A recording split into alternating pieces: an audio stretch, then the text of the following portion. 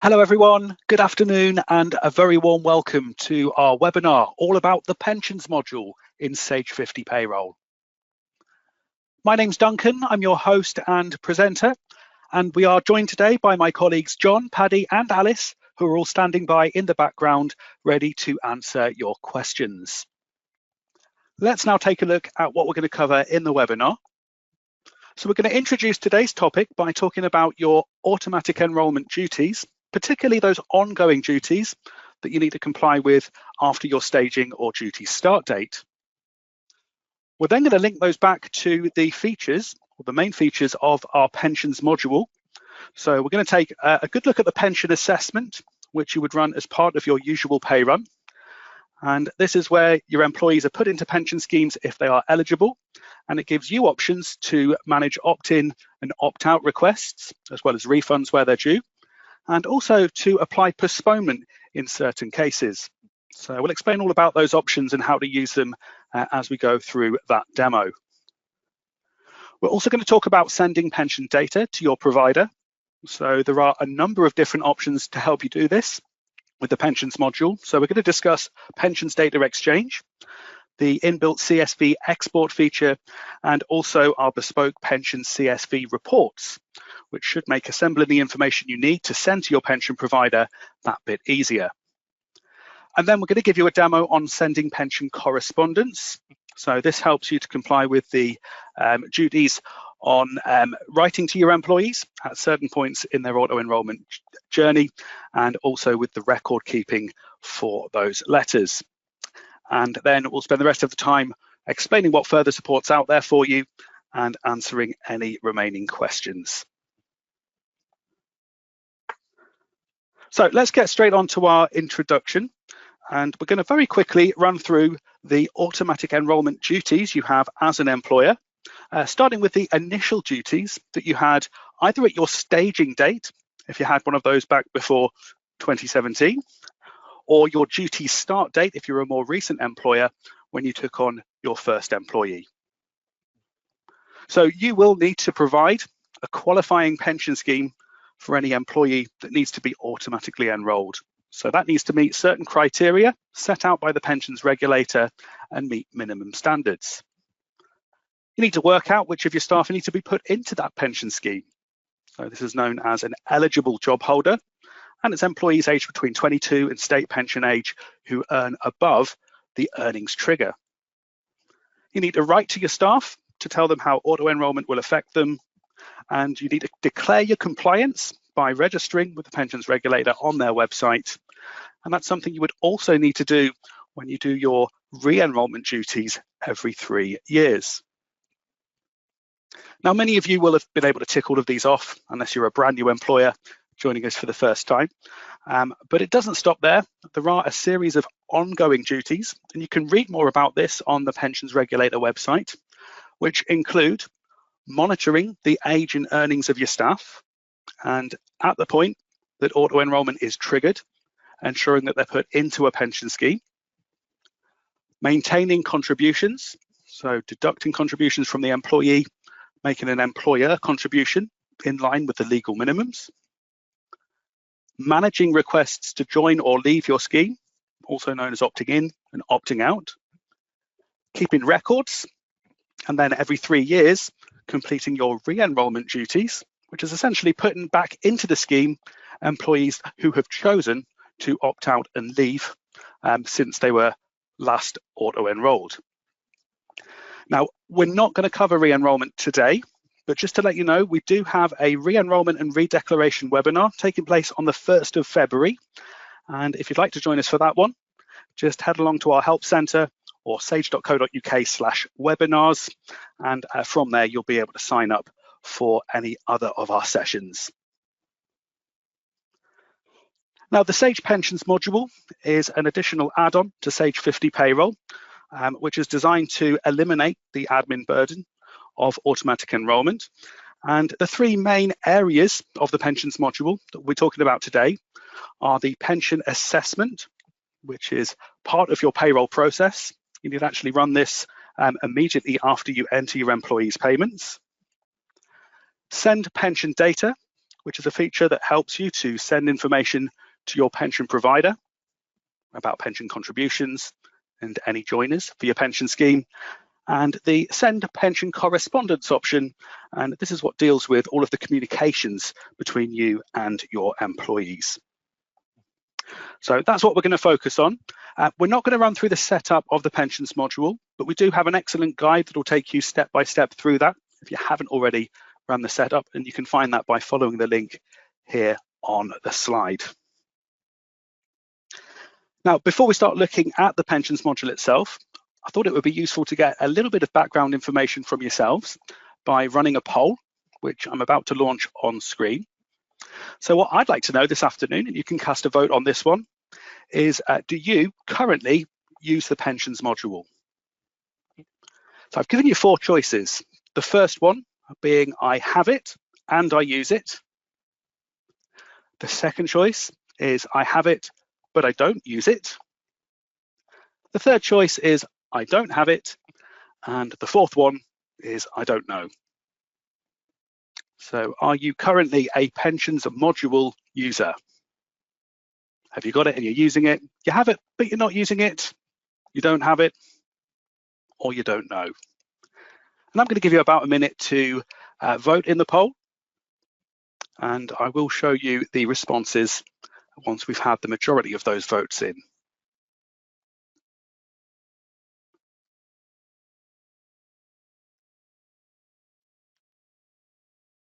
So we've just had over 80% of you vote on this one. That's your minute up, so we're going to close the poll down. And just to share those results with you, so some interesting results today.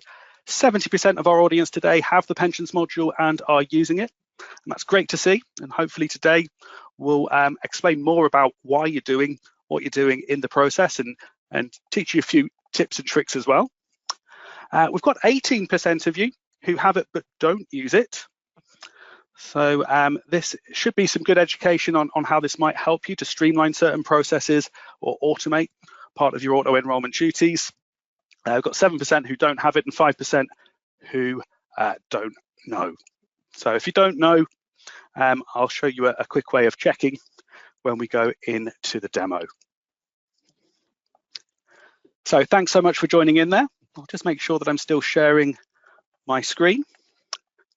And we're going to kick off our demo by taking a look first at the pension assessment as part of our pensions module. So to explain what this is, in a nutshell, it's a tool that identifies eligible staff and assigns them to a pension scheme. So it'll check the criteria for you. It'll identify employees aged between 22 and state pension age who are earning above the earnings trigger, and it will then allocate the pension scheme to them, and it will prepare pension data and some correspondence to send to the employee. Also gives you tools to process those opt-in requests for employees who want to join a pension scheme, opt-out requests for those that want to leave, and refunds if they're opting out within a month. And there's the postponement option, which gives you as an employer a way of delaying the enrolment under certain circumstances when auto enrolment is triggered. It's often used for new starters who may be temporary staff or employees with a temporary pay spike who are not usually eligible to be enrolled. So we're going to cover all of this as part of the demo. I'm just going to bring the slides down and I will bring payroll up. If you weren't sure whether you have the pensions module, a quick way to check is to go to your company tasks and you'll find an option for pensions module settings. And if you click onto that, if you don't have the module, you'll see a message telling you that you can subscribe. If you do and you've already set it up, you'll see a screen similar to this. So this is where you recorded your initial duty start date or staging date. It's where you're able to manage cyclical re-enrollment settings. There are some postponement options which will choose a postponement date that is aligned to a pay reference period. And that can be useful if you want to avoid pro rata calculations. You've got your default auto enrollment scheme that you've selected. And if you do have more than one scheme that you're using for auto-enrollment, you can set up exceptions based on an employee's department or cost center, where you can choose a different default scheme depending on what department or cost center an employee is assigned to. So if you can get into the settings, it means everything is set up for you. If you're being told to subscribe, it means you don't have the pensions module. And if it takes you into a startup wizard, that means you've got it, but you've not set it up. And as I say, the guide that we have in our help center will help you get to this point. Okay, so I'm now going to head to our payroll tasks, because this is where you'll find all of the pensions module options. And as you'll know, you follow your payroll tasks top to bottom, or you can choose to follow them in the payroll process map if you switch that on. And the one we're going to look at first is the pension assessment. And as you can see here, that comes right after the enter payment stage. So we've entered the payments for the current period. So the system can assess the employee's earnings, and it'll then determine what category of worker they fall into, and it'll work out whether or not they need to go into a pension scheme. So in my demo, I'm at the point where I've entered everyone's payments, and there have been a few changes this month, which I will explain when we go into the pension assessment. So I'm going to click onto that option now. The first thing that pops up is a handy prompt asking you to take a backup. Now, we very strongly recommend you take a backup at this point, because any changes that you make during the assessment, if you want a way of undoing those changes, you may need to restore an earlier backup. So I would encourage you to click yes to that prompt, run through the backup wizard, perhaps rename the backup so you know it's been taken at the point of assessment. And then you've got that point to restore back to if you need it. So once you've got that backup, the pension assessment screen loads. The results of the assessment are displayed in a grid like this. And I'm just going to walk you through what all of this information means. So it starts with the employee's name, employee reference and national insurance number. So that's all pretty self-explanatory. And then we have a column which will show the category of worker that each employee falls into. Now the category, which means that employees should be put into a pension scheme, is eligible job holder. So it shows eligible in the type.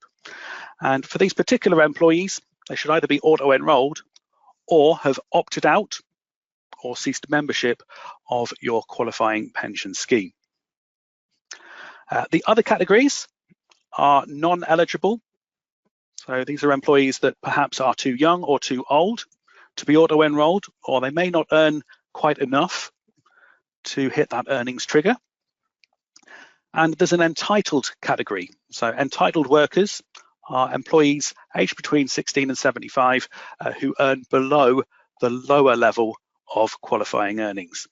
But what this assessment is doing is it's checking this all for you, and it's placing them into the relevant category.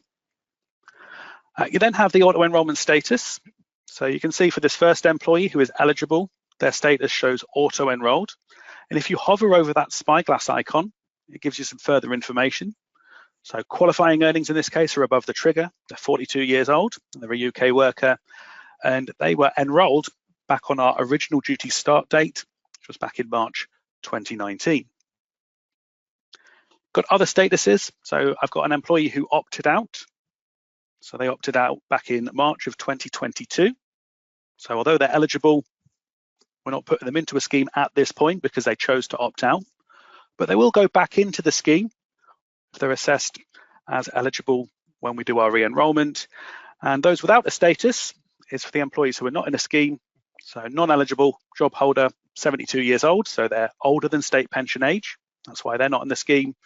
And these entitled workers, their earnings here are below the lower threshold. And then the rest of it is all around the pension details. So employees that are in a scheme, it shows the scheme name, shows their contribution details, so percentages and amounts. There's a refund column for employees that opt out, and then we've got the total contribution for this period. Now, what you should look out for whenever you do an assessment is any changes compared to the previous assessment. And there's a few ways you can do this. You can check for flags next to an employee's name. So we can see 3 of them here. And if you hover over the flag, it tells you what's changed. So we have a worker category change. The employee has become eligible, and that was due to a pay spike. Got another worker category change here, an employee turning 22, who's triggered auto-enrollment because they're now the right age. And I also have a new starter who meets the criteria to be automatically enrolled. And if you're looking for a quick way for check for changes, there is a filters option here at the top where you can select changed this period. And that way, at a glance, you can see if anything has changed, and you can decide whether any further action is needed. And for employees that are being enrolled, you might consider, if you want to, using postponement to delay that enrollment. I'm going to come back to that shortly. Other things you can do here is you can search for employees. So this might be useful if you've got a larger payroll, just put a few characters of their name in and the search results will appear. And you can save the assessment details by either emailing them as an attachment, printing them out, or exporting them as a CSV. So as it stands right now, we've got 3 employees that are being put into the pension scheme. But since my last assessment, I have received an opt-in request for an employee. Now, the way that this works, if an employee wants to opt in, is they just need to give you a written request. So they can either write to you, pen and paper, etc., or they could send you an electronic, so an email, electronic request asking to opt into the pension scheme. And if you get one of these, you will need to put them into a pension scheme. And if they're in the non-eligible or eligible category, it does need to be a qualifying scheme. So I'll show you how to record the details. So since my last assessment, I've had one employee write to me asking to opt in. It was employee 6, who is currently non-eligible because they are too old to be auto-enrolled. But nevertheless, they want to join the pension scheme. So we're going to action that request by selecting their name and clicking opt-in/join. So it's just a case of recording the date you received the request. And in this case, choosing the qualifying pension scheme that the employee is going to go into. So I just have the one qualifying scheme in this demo. And if I just tab out of this box, you'll see that that will activate the opt-in button.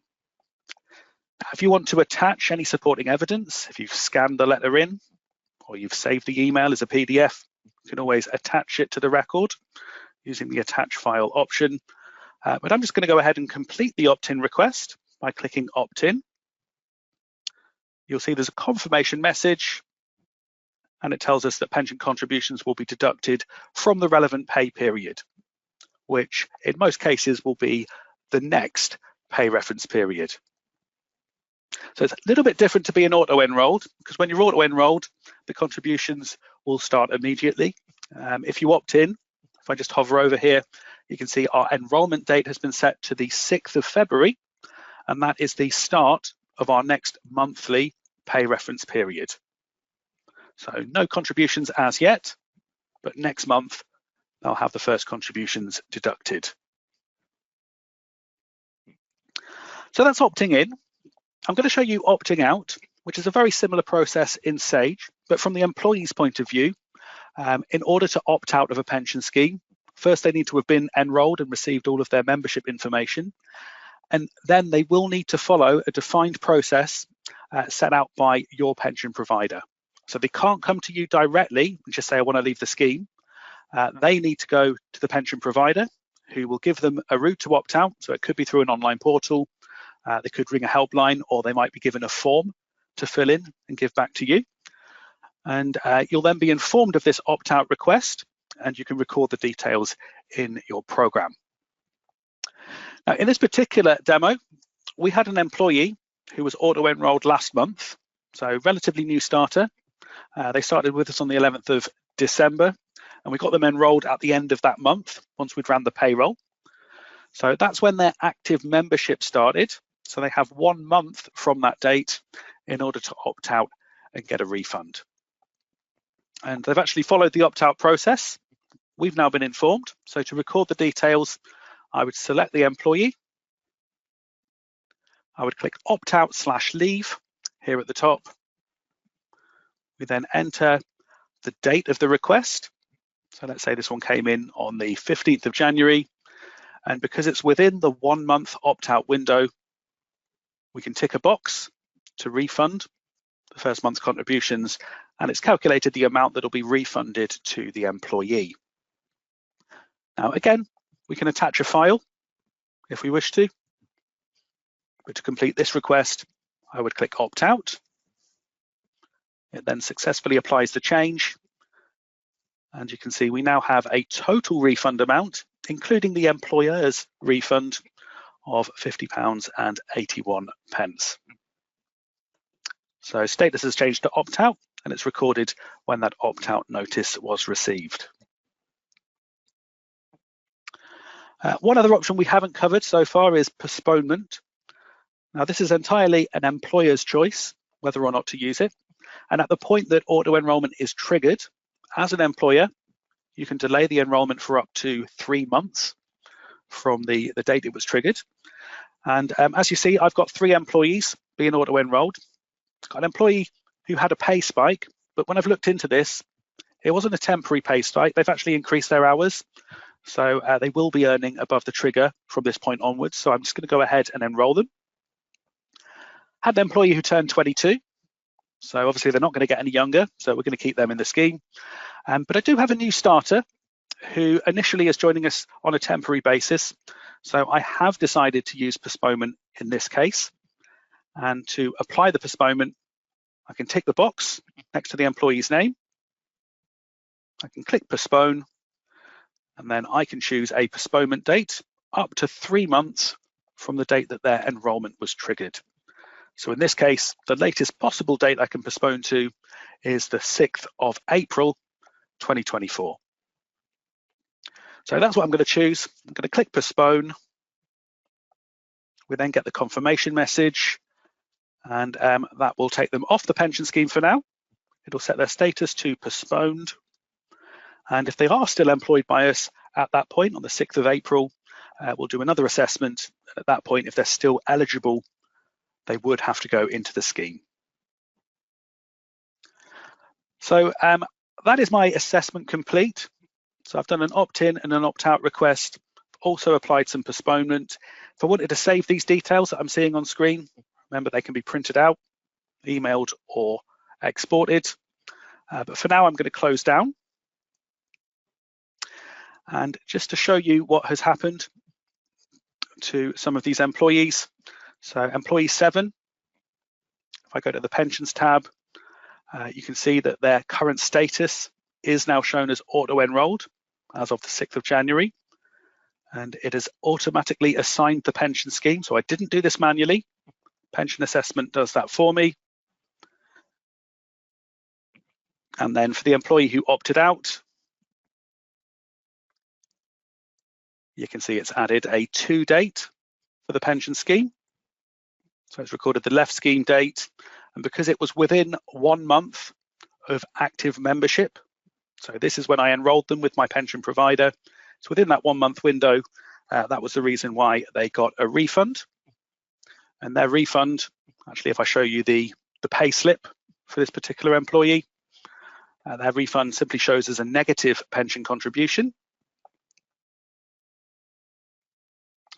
So these are the contributions just here, the refunded amounts, and that of course will clear the year-to-date value. So it's as if this employee wasn't in the scheme in the first place. It's all been reversed. So at this point, we can get on with our payroll process in the usual way. So we would print all of our pre-update reports. We would run update records, taking a backup as we do so. And then you've got your post-update tasks. So you'd send a full payment submission to HMRC. And then we've got a couple of pensions module tasks that we're going to talk about, which is sending pension data to your provider and sending pension correspondence. But just to recap the pension assessment, and this is the main part of the pensions module. It's designed to identify eligible staff and make sure they're put into a pension scheme if they haven't previously opted out. It allows you to process your opt-in and opt-out requests, and it has that tick box for a refund. for employees that opt out within the 1 month window. And you've got your postponement option, commonly used for new starters or employees with a temporary pay spike. So once you have updated records, one of your next tasks in relation to pensions is to send information to your pension provider. And our pensions module gives you a number of different ways to support you with doing this. And the method that you choose will depend mainly on who your pension provider is. So the first way you can send information to supported providers is using Pensions Data Exchange. And you can think of this a bit like RTI, but for pension providers, because it will submit enrolment and contribution data directly to your pension provider without you having to log in to an online portal or anything like that. Some schemes support importing opt-out information and scheme changes, and it is compatible with Nest, the People's Pension, and Smart Pension. So if you're with one of those three providers, you have the option of setting up Pensions Data Exchange to do direct submissions to your pension provider.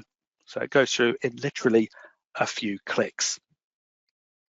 Now, we have got a Pensions Data Exchange support hub in our help center, and you can follow the link here on the current slide, and there you can read all of the setup steps for the different providers if you want to have a go at setting this up yourself. The next way of doing it is by exporting CSV files from the Send Pension Data option. So if you have this enabled in your software, it allows you to create a CSV file for both enrolments and contributions, which will be in the correct format for you to upload to your pension provider's portal. It also allows you to track these submissions by marking these files as confirmed once they've been uploaded, or rejected if you need to make any changes and create them again. And this works with three providers: Nest, Now Pensions, or the People's Pension. And again, we've got a support guide that walks you through how that all works. But that is one of the built-in options, send pension data if you're not using Pensions Data Exchange. And the third way of sending information to your provider is by running a CSV report. So we have these available for pretty much all of the common pension providers. So we provide a report which you would run to Excel. So you choose the report to Excel option. That will then allow you to save it as a CSV file, which will be in the correct format for your specific provider. And then you would upload that to your provider's portal, saving you having to enter the information manually. So 3 different ways to help you with creating the data for your provider. You could, of course, continue to do it manually if you prefer that, particularly if you have a smaller payroll, but you do have options available there to facilitate that process. So you're going to do all of that after you've updated records. And then you really have one final pensions task at the end of a pay run.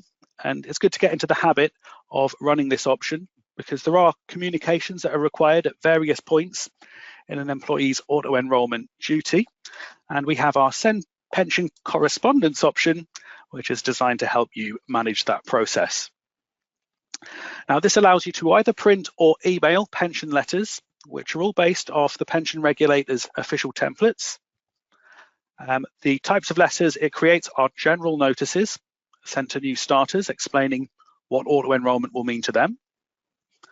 There's a job holder or enrollment letter, which is sent to employees who are being put into the pension scheme. There's a postponement letter notifying an employee that they met the criteria, but you have decided to postpone their enrollment.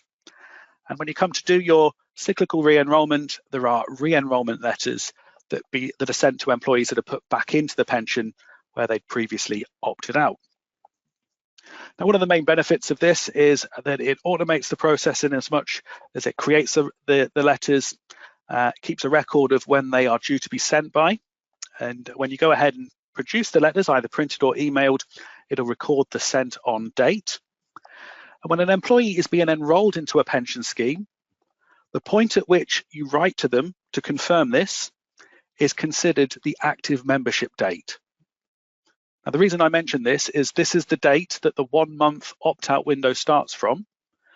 So by using our pensions module, once you've confirmed by writing to an employee to tell them they've been put into a pension scheme, that is the point at which they have a month to opt out and get a refund. So it's not from their official join date, because that could have been earlier in the month.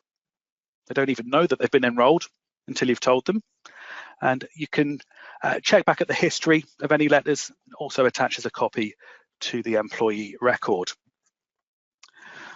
So we had a number of changes in the last demo, which will trigger some letters. So just to point out, the send pension data option is just here if you're using Pensions Data Exchange or the CSV output option. There is also a handy report showing pension payments due to the provider. So that's the review pension payments report. And I'll quickly show you what that looks like. It looks a bit like this. So it'll group it by provider if you have more than one. It'll list the employee and employer amounts and the total amount of contributions being made. And also, just going back to the previous step, this is the assessment report. So if you print the assessment, you're going to get a report that looks something like this. But we're now at the point to send our pension correspondence. So that's what I'm going to do right now. And as you can see, we have 3 different types of letters. So I've got a general notice. I have 3 job holder letters for employees going into the scheme, and I have a postponement letter. And for most letters, you do have 6 weeks from the point auto enrollment was triggered to send them, or 6 weeks from an employee's start date to inform them about auto enrollment. So we can see here some of the due dates in relation to these particular letters. Now, if you want to preview it before you print or email it, to email a letter, you just need to enter electronic document settings into the employee record. You can click on the letter name. So this first one's a general notice. This goes out to any new starter to your business. It explains that there's some criteria for auto enrollment into a workplace pension. It explains what happens if they don't meet that criteria. So the other 2 categories. And a note on tax relief as well. So that is produced for any new starter. You've then got your job holder letters. So these are the ones to tell the employee you're going into the pension scheme. So this employee is being enrolled from the 6th of January. It's got the scheme provider. It tells them about minimum contributions to pension schemes and also informs them of their right to opt out. So if you want to opt out, you can. And there's a few FAQs as well on that particular letter. And then this other one is for postponement. So it basically informs them that you have been eligible, you are eligible, but we have postponed until this time. And it lets them know what their options are once that date comes about. So we've looked at the preview, but when you need to actually produce these letters to give to your employees, I've got all mine set up to be printed. It's just a case of selecting the letters you want to create, recording the date that you're going to send them. So all of mine are going to be sent on pay date. And as you can see, that is before the due dates in this case. And then if you're printing and giving out the letters yourself, you would choose user in the sent by column. Or if you're using send pension correspondence just to record the fact that your provider has written to your employee on your behalf, you can choose provider. And then you'll see there's an option to show letters as sent. So we've built this in based on feedback that some pension providers do the communications on your behalf, but it's still a good idea to record when the communications are sent so that the correct opt-out window is in place in your payroll software. But I'm actually going to send these. I'm going to print them. I'm going to click on to send, click send again, and then you'll see it comes up with the usual print dialog. I'm just going to cancel out off for this demo. And once it's printed, those 3 letter types, got your confirmation message. You can see that that's been moved into the historical area. So I can look back on what letters were sent on various dates. So this month, those are the ones I've just sent. last month, towards the end of December, I sent some information to a new starter that was enrolled. And I think these ones here were the last time I re-enrolled. So a full audit trail of what was sent, when it was sent, and who sent it. As well as that, it attaches the letter to the employee. So if I just show you employee 7 who was auto-enrolled, on the Documents tab, they now have their job holder letter because they've been put into the pension scheme. That's a PDF copy of what was produced. And also in the scheme settings, it has populated the active membership date. So that 1 month opt-out window starts on the 31st of January, because that's when I'll have sent the information to the provider and sent the letter to my employee. So that's a pay run complete with the pensions module. And you would basically bake that into your usual payroll process. So next time I run a payroll in February, after I've entered the payments, I would run my pension assessment. Just one thing I want to show you in this assessment in relation to the employee that opted in is because we're now in the next pay reference period, the employee who opted in is now making a pension contribution, so now paying into the pension. And I think we've already sent him the letter to say that he's been put into the pension scheme. So that's about it for the demo. So just to recap and to tie those features back to your auto-enrollment duties. With the pensions module, you'll be monitoring the age and earnings of your staff by running a pension assessment each and every time you process payroll. That ensures that anyone that meets the criteria is put into a pension scheme, assuming they have not previously opted out or left the pension. You'll be maintaining contributions at or above the minimum rates. You'll see warning messages if you try to contribute below. And those contributions are saved, as you've seen, in the pensions tab of the employee records, and you have a range of reports which show that information. The pension assessment had the options to manage join or leave requests via opting in and opting out.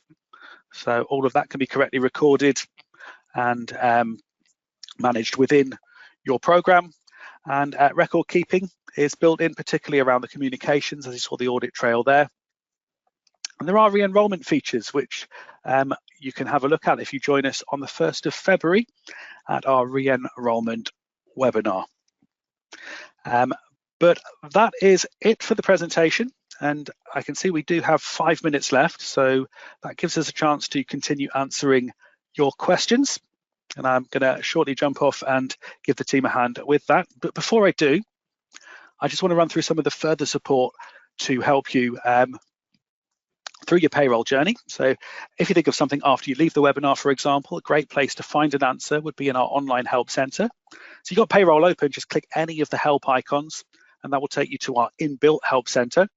Or from any browser on any device, go to sage.co.uk/help, follow the links for Sage 50 Payroll, and from there you will find an area dedicated to workplace pensions.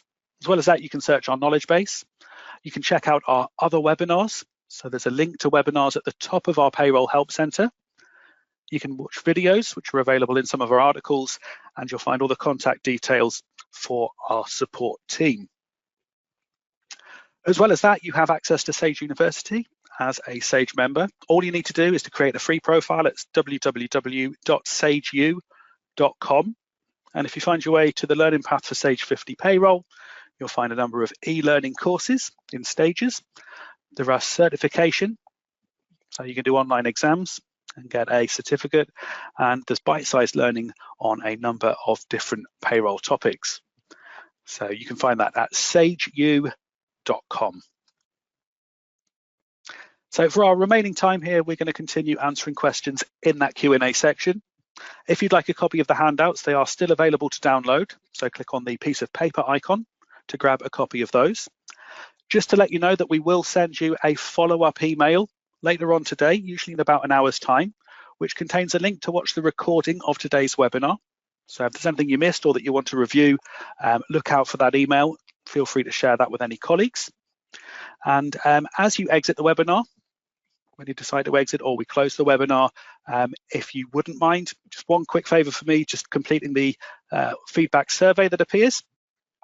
We read every one of them, and it helps us to improve these sessions moving forward. So if there's something you saw today that you'd like covered in more depth, for example, you've got ideas for other webinars, you want to tell us how it was, please do so on our survey. So I'm now going to go on to mute just to help out with some questions. We may stick around a few more minutes as well if we've got outstanding questions to answer. If we don't get round to yours, remember we have got the online help centre available, and you can always get in touch with our support team should you need to. So I'm going to go on mute now, but I will come back in a few moments when we are ready to close the session down.